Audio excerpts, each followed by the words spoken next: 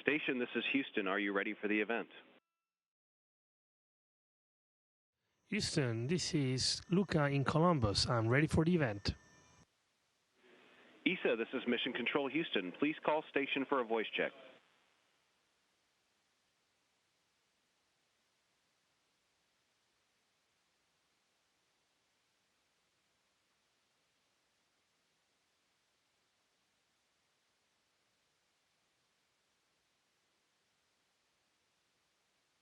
Station for voice check. Station, this is ESA moderator Alana Bartolini. How do you hear me? I read you loud and clear. Got it.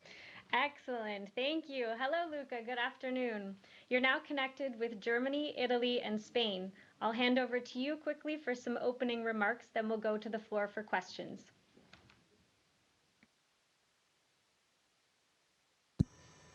Well, first of all, hello, guten morgen, hola, and ciao a tutti. It's a great opportunity to have you guys here. I don't want to steal a lot of time with my words because I'm really curious to hear the questions from the students, and I'm eager to answer those questions for you. Great. Thank you, Luca. We'll first begin with our 2 questions from Germany. Germany, please go ahead.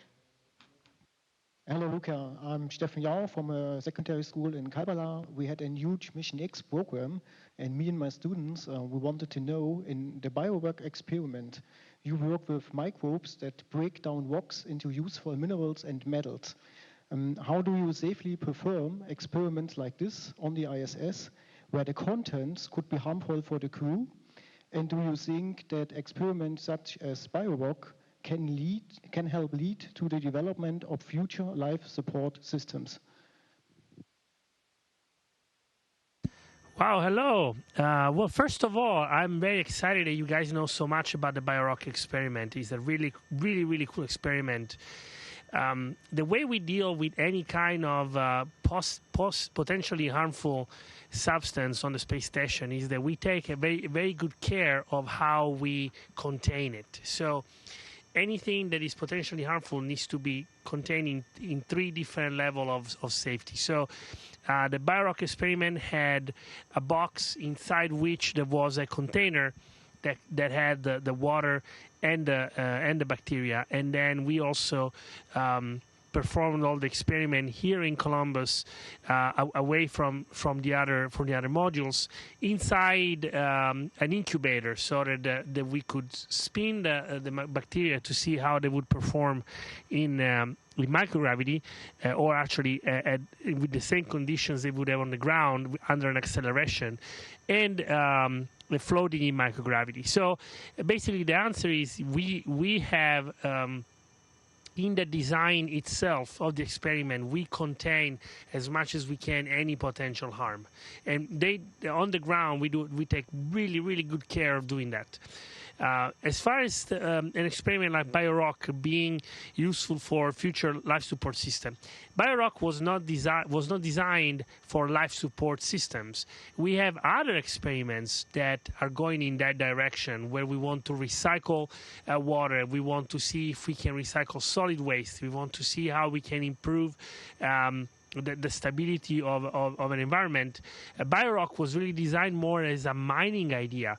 Like, if we are going to exploit resources on a different planet or a different satellite or an asteroid, how can we do that? Can we use existing bacteria, and can we change them, maybe modify them so that they suit our needs? This is Jan speaking from Willy Brandt Gesamtschule in Germany. My students and I, we really would like to know, how do space missions affect you physically and psychologically, and what characteristics, knowledge and skills will astronauts need for future deep space missions? Wow, that's a great question. You guys are very hard questions. Okay, so first of all, from a physical point of view, as you can see, I am completely weightless here in orbit, and the way it affects my body is that if I didn't do anything at all while I'm up here, it would lead to very quick degeneration of my muscle structure and bone structure, something very similar to osteoporosis, a rapid onset osteoporosis. We have other effects, and we have fluid shift that changes the pressure distribution in our body. And we are studying all those effects, but the best way I can answer that is in order to avoid any changes, any physiological change, we really have put in place a lot of countermeasures during the years. That's why we've had the space station for 20 years. We have now learned that by working out every day, doing physical exercise, up to 2.5 hours every day of physical exercise, lifting weights, running, cycling, we can keep those changes to a minimum. There are also potential changes to our sight. There are possible changes to our hearing because of the background environment, and our engineers on the ground do all they can to prevent those from being permanent. Psychologically, well, it's hard to tell because we are the ones on the space station and we feel great. We have human interaction all the time, and we choose to be up here. There is no imposition. So in general, I can tell you that the crews that are on the space station are really happy to be up here. And I'm not aware of any psychological changes other than the ones you can expect. Like we miss our families. We miss, after a couple of months of being up here in a very artificial environment, we miss natural things like natural food, natural sights, smells, the rain, the wind, the sun. Those are psychological impacts, but I'll tell you what, because we do know that those impacts are not permanent and this is a limited experience in time, we actually know how to deal with that just by, talking, looking outside, sharing the experience with the people on the ground and making sure that we stay well connected, and that's the best way to do it. Thank you for the question. Thank you, Luca. We're now heading over to Italy for 2 questions. Italy, please go ahead. Good morning, Luca. I'm Claudia Piantini from Secondary School Principe di Piemonte Moscati in Rome. I'm honored to meet you, and the question that my students would like to ask you is the following. For us, going beyond means overcoming our own limitation and difficulties, and also overcoming our thoughts, or being willing to change our knowledge and our beliefs. In your work as an astronaut on the ISS, when and how have you had the opportunity to go beyond your experience and professionalism? Have you experienced a personal change in your beliefs or knowledge?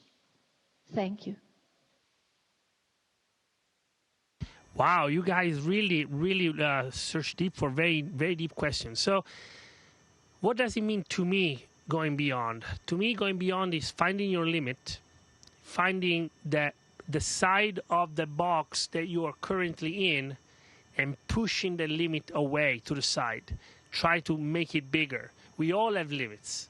We all do have limits, but we can push those limits away. So I hope not to disappoint you guys, but in my professional experience, the things that push me beyond are performing those tasks that I'm not very talented at because I don't enjoy them as much. We all have preferences. Some people like science, some people like maintenance, some people like more active stuff. Everybody's preference. When I get to some tasks that are really difficult for me, that's when I find my beyond. And what I mean is that by focusing on doing the best that I can on those tasks, the ones that are hard, the ones that are the most difficult for me, where I'm not good at, trying to be as good as I can be, that's to me going beyond. And here on the space station, I find it every day. There is always something that I find that is frustrating, that is hard, that is difficult, that is more complicated than I expected. It takes more time than I would like to. And that's when I have to gather my resources, get a clear head and say, okay, if it were easy, we wouldn't be here doing this. It wouldn't be interesting. So even though I don't like what I'm doing, I have to put 100% of my capabilities into this task so that I can grow, so that I can evolve, so that I can be better tomorrow than I was yesterday. And take it as an opportunity for growth. Right now, one of the hardest things I'm doing is being commander. Being commander of the space station so far has been the most professionally challenging experience ever, because we can teach anybody how to perform a task on a computer, how to do science, we can teach how to fly a spacecraft, but nobody can teach you how to lead. You cannot teach that. You have to find out on your own, and that's what I'm learning every day, every second of my experience up here.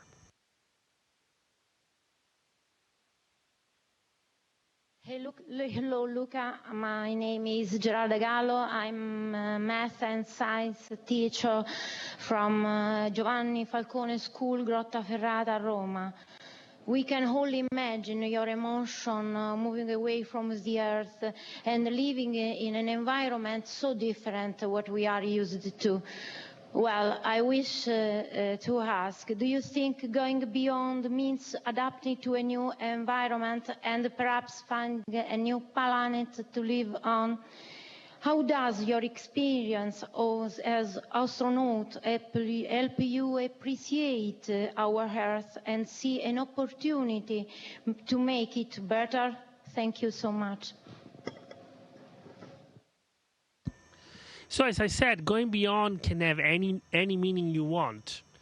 Going beyond doesn't only apply for motion. It's not only about exploration. It can be about internal, inner exploration. So you can apply that meaning to anything, to any difficulty, any obstacle, any kind of limitation that you find in life. Does it mean also exploring for new planets? Why not? In the future, I certainly don't want to impose any limitation on that kind of possibility. Anything that we can think is possible, at least in my opinion. Do we need to do that right now?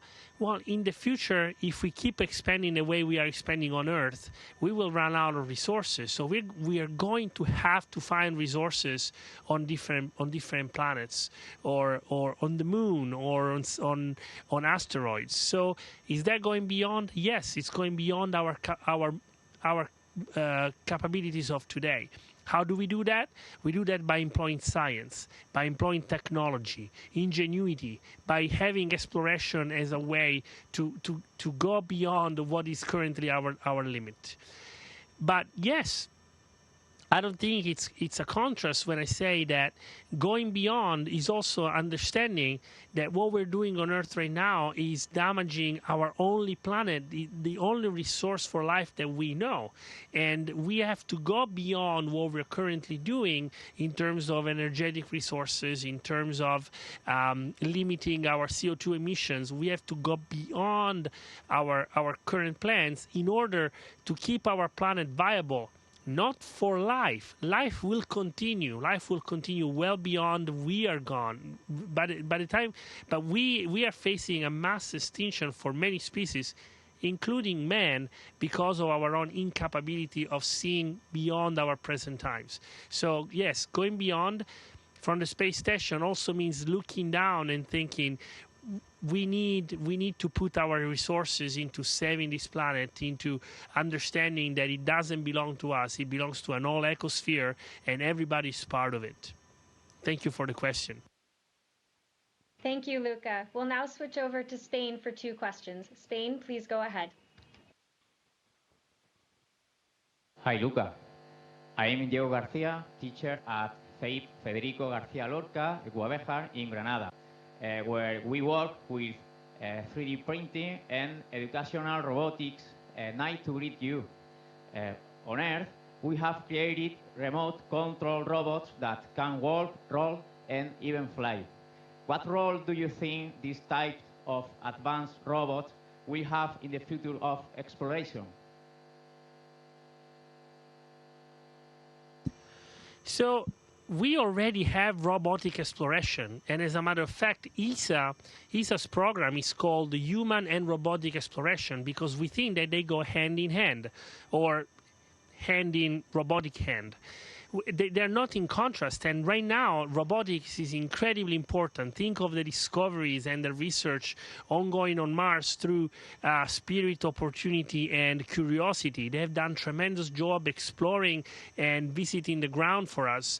We have a European robotic research program, Mars Express, where currently we have an orbiter around Mars analyzing the atmosphere. So I believe that in the future, this cooperation between human and robotics is going to increase, is going to get even better, because the intelligence of the robots is going to make them more independent, is going to make them better adapted, is going to make them more reliable. So what we see here is a way where probes, robots, rovers open up the way for us to understand the environment before we go in and try to do our own exploration on the ground. Now, there are several limitations to robotic exploration that humans don't have, and vice versa. There are limitations to human exploration that robots don't have. So I believe that the two things that should be really integrated. ESA is doing really a lot of work into integrating human and robotic exploration, and I think that in the future it's going to be even more so. Thank you for the question. Hello, Luca. My name is Agustin Torres. We come from ES Gildezatico in Jaén, Andalucía, south of Spain. Our question is, microbes play an important role in life on Earth. All microbes taken for Earth need to be prepared to withstand environment conditions in space, and specifically on other planets. Thank you.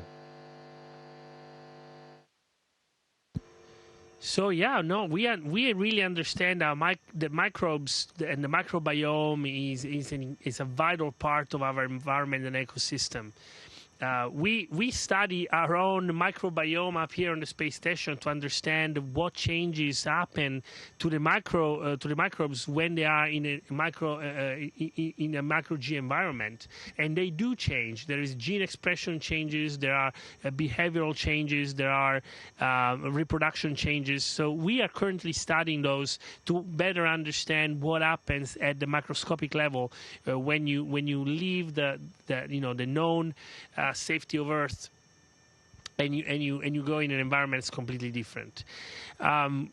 I don't know if where we are with the modification, it would be more that would be more of a question for an astrobiologist. I do think that the research in going into the way of exploiting the capabilities of many microbes of living in extreme places. We have extremophiles in all kind of different environments on Earth. There are extremophiles that like high acidity place. There are extremophiles that like very base place, extreme hot, extreme cold, extreme pressure. So all those characteristics we understand are found elsewhere in the universe. So the more we understand the microbiology of these of our world, the more we can infer what kind of environment we can find in other places. Now, to counteract that, we have to understand that it's also part of what we're looking for. We're looking for life, so we need to understand the microbiome world in order to be able maybe to recognize life once we find it somewhere else in the universe, because we always imagine aliens being green men with little antennas.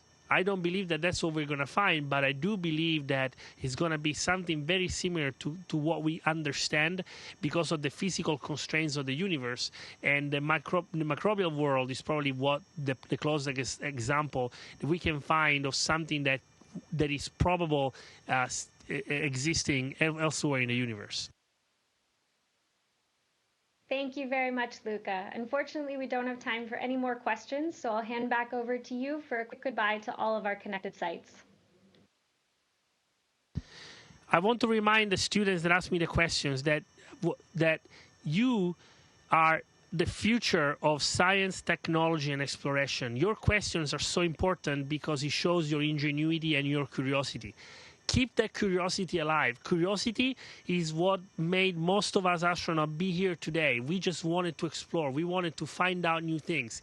You have that flame. Your teacher are fanning that flame so that it become a fire of curiosity and future exploration.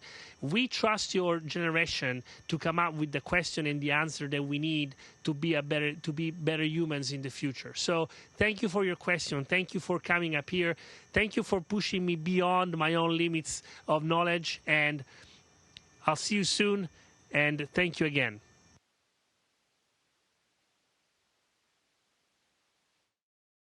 Station, this is Houston ACR. That concludes the event. Thank you to all the participants from ESA station. We are now resuming operational audio communications.